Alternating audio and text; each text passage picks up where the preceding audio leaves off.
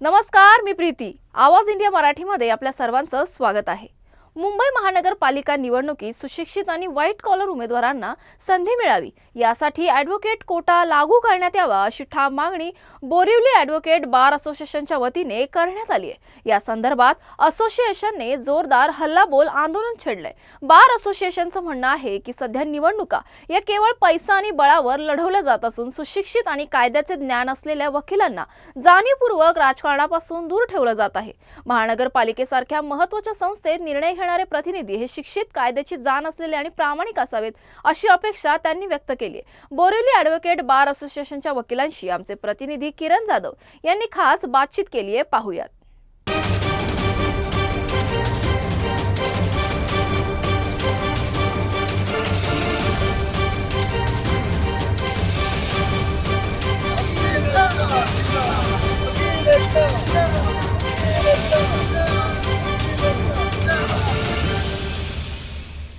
नमस्कार, मी किरण जाधव आणि आवाज इंडियामध्ये आपलं सगळ्यांचं स्वागत आहे. आज मी चर्चा करणार आहे बोरिवली कोटातील ॲडव्होकेट बरोबर की आता महानगरपालिका जे चुनाव येत आहेत त्यामध्ये निवडणुकीमध्ये ॲडव्होकेट लोक ही उमेदवारी का नाही घेत आणि ते लोक का नाही पुढे येत आहेत. मी पहिला सुरुवात करतो लांडगे सरांची. लांडगे सर, काय सांगाल? महानगरपालिका चुनाव येत आहेत, सगळ्यांनाच वाटतं की एज्युकेटेड कॅन्डिडेट असावा, ॲडव्होकेट्स लोक का नाही पुढे येत?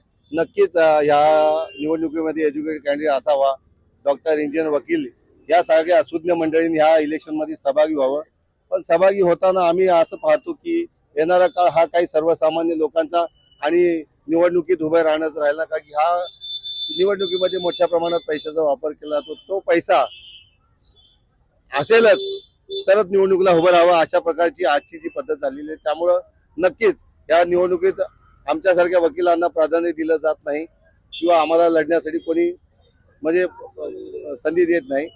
तर आमचं एवढंच म्हणणं आहे की येणाऱ्या काळातली जी इलेक्शन आहे की निष्पक्ष आणि कुठल्याही प्रकारचा पैशाचा वापर न करता योग्य ते नियमाचे बंधन ठेवून ह्या निवडणुकी झाल्या पाहिजेत अशीच मी आपल्या चॅनलच्या माध्यमातून विनंती करतो. तुम्ही मानता की निवडणुकीला पैसा लागतोच का? नाही, नक्कीच सर, पाहिलं तर नक्कीच पैसा लागतो आणि ते लपत नाही. कारण आम्ही गेल्या 5 वर्षाच्या निवडणुकीतही पाहिलं, बऱ्याचशा ठिकाणी निवडणुकीच्या दरम्यान छापे मारले गेले, लोकांना पैसे वाटले गेलेले आहेत आणि ते न्यूज चॅनलला सुद्धा ते आम्ही पाहिलेलं आहे. अजूनही काही वकील आहेत, त्यांच्याशी मी जाणून घ्या. सर, तुम्ही काय सांगा? माझं असं म्हणणं आहे, मला पर्सनल जर विचारलं तर जर आपण जे सध्या अस्तित्वात जे पक्ष आहेत आणि त्यांच्यातले जर थोडे उच्च नेते जर बघितले ज्यांच्या हातामध्ये तिकीट वाटप आहे किंवा इतर बाबी आहे, जे उमेदवार कसा पाहिजे ते क्वचित हातावर बोटावर मोजण्यासारखे जर सोडले तर तुम्ही प्रत्येक आमदार, मंत्र्याचं शिक्षण जर बघितलं तर मुश्किलने त्यांचं 12वी 10वी आणि त्यांना पण त्यांचे जे कार्यकर्ते आहेत ते उमेदवार असेच हवे आहेत की ते त्यांच्यापेक्षा उच्च शिक्षित नसावे आणि आपलं मानणाऱ्याचं. हा आता वकील व्यवसाय बघितला तर याच्यामध्ये आम्ही 2-2 डिग्र्या, कोणी 3 डिग्र्या 4 डिग्र्या घेऊन आलेले आहेत. आम्हाला वाटतं की बाबा आपण ज्याच्या पुढे निवडणुकीला उभा राहावं तर आपल्या पद्धतीने सुधारणा व्हावी, लोक पण त्या पद्धतीने राबवता यावं आपल्याला जे काय प्रशासन राबवायचं. पण ते काही लोकांना आवडत नाही म्हणून तिकीट वाटप करताना पण त्यांना असे हुशार व्यक्ती नको आहेत की जेणेकरून समाजात सुधारणा होईल आणि समाजात सुधारणा होईल तर आपोआपच यांचं सर्व अस्तित्व संपुष्टात येईल. त्यामुळे ते जाणीवतेने प्रखरपणे विचार करतात की जो काय आपण उमेदवार देऊ तो आपण पैशाच्या जोरावर निवडून आणू, पण आपल्या हातामध्ये ठेवू जेणेकरून आपल्या पद्धतीने तो चालेल आणि त्या पद्धतीने.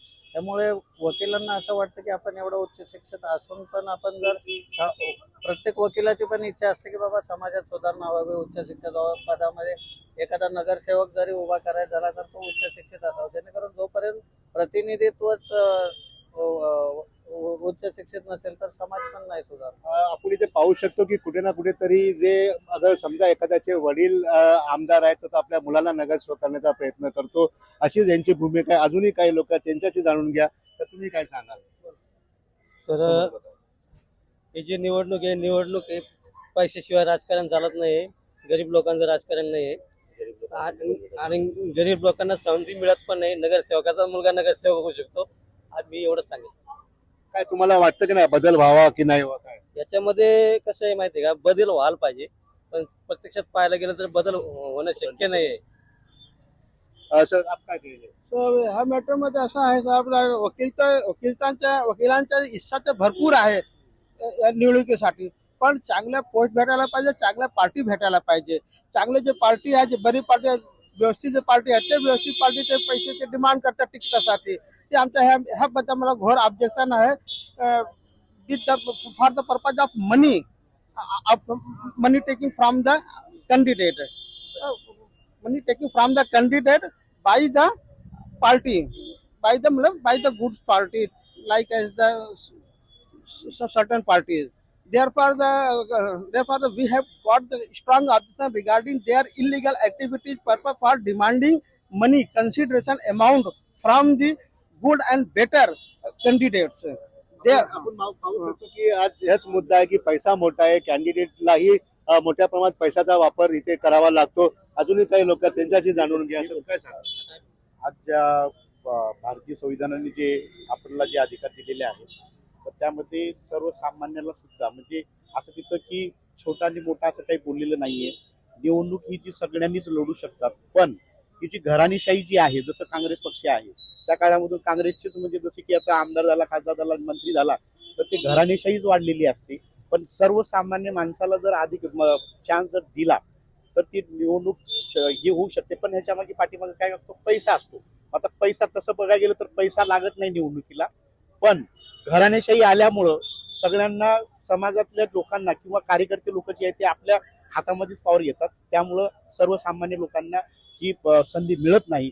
म्हणून मला वाटतं की बाबा सर्वसामान्यासाठी घराणेशाही हे केली पाहिजे, कुठं तर रोखली पाहिजे आणि सर्वसामान्य लोकांना कुठं तर त्या पदापद या निवडणुकीमध्ये सहभाग व्हायला पाहिजे. एवढं आपका काय सांगणार? मी असं बोलणार की बघा, आम्ही आपल्या स्वातंत्र्याची लढाई होती ना, ती पण वकिला लोकांना पुढाकार घेतलं म्हणून आपण त्याचं स्वातंत्र्य भेटलं.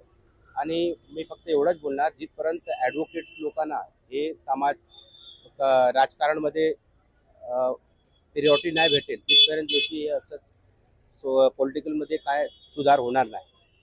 जसं स्वातंत्र्य भेटण्यासाठी आम्ही फाईट केलं, ॲडव्होकेट्स लोकने लिगली फाईट केलं अंग्रेजाशी, आणि हे देशातून गरिबी मिटवण्यासाठी. बघा आपल्या पॅनलमध्ये जे होते सर्व ते मोस्टली ॲडव्होकेट्स होते. तसंच आता ॲडव्होकेट्स लोकांना पण संधी भेटायला पाहिजे राजकारणामध्ये, आणि ॲडव्होकेट्स लोक लिगली साऊंड असतात आणि ते लोक जास्त लोकांना सर्व करू शकतात. तुम्ही काय सांगा? खरोखरच भारतीय संविधानाच्या माध्यमातून डॉक्टर बाबासाहेब आंबेडकरांनी घटनेमध्ये अधिकार दिलेला आहे. तरी आमचे सहकारी जसं बोलल्याप्रमाणे जसं निवडणुकीमध्ये संधी मिळाली पाहिजे वकील लोकांना. का नाही पुढे येत मग ॲडव्होकेट लोक का पुढे येत नाही? कारण ॲडव्होकेट यायला पुढे यायला तयार आहे. आम्हाला संधी नाही देत, पुढे यायला पण संधी मिळत तिकीट नाही. नाही देणार, संधी पार्टीला मिळत पैसे नाही. पाहिजे. त्यासाठी किती लोक आहे? अजूनही काही लोक आहेत. परत मी लांडगे सरांकडे येतो. लांडगेजी काय सांगा, तुम्ही या वेळेला विचार करताय का? सर, नक्कीच आम्ही येणाऱ्या काळात जे आमचं वकिलाची जी आमची असोसिएशन आहे, नक्कीच या असोसिएशनच्या बाहेर असोसिएशन महाराष्ट्र गोवाच्या माध्यमातून येणाऱ्या काळात आम्ही नक्कीच आमच्यासाठी आम्ही लोकसभेत, विधानसभेत हा मुद्दा मांडून वकिलांना प्रत्येक निवडणुकीत आमदार असो, खासदार असो, नगरसेवक असो, ग्रामपंचायत या सगळ्या ठिकाणी वकिलांचा एक कोटा ठेवून त्यांनाही प्रतिनिधित्व दिल्यामुळे या देशातील जनतेला जो न्याय देता येईल तो न्याय देण्याचा आम्ही प्रयत्न करू. आणि तुमच्या चॅनलच्या माध्यमातून हीच आम्हाला विनंती आहे की तुम्ही ॲडव्होकेटला जास्तीत जास्त प्रतिनिधित्व ह्या निवडणुकीत किंवा येणाऱ्या काळातल्या ज्या निवडणुकी होऊ घालतील त्याच्यामध्ये मिळावं, अशी मी आपल्याला आपल्या माध्यमातून चॅनलच्या माध्यमातून विनंती करतो. तुम्ही काय सांगाल?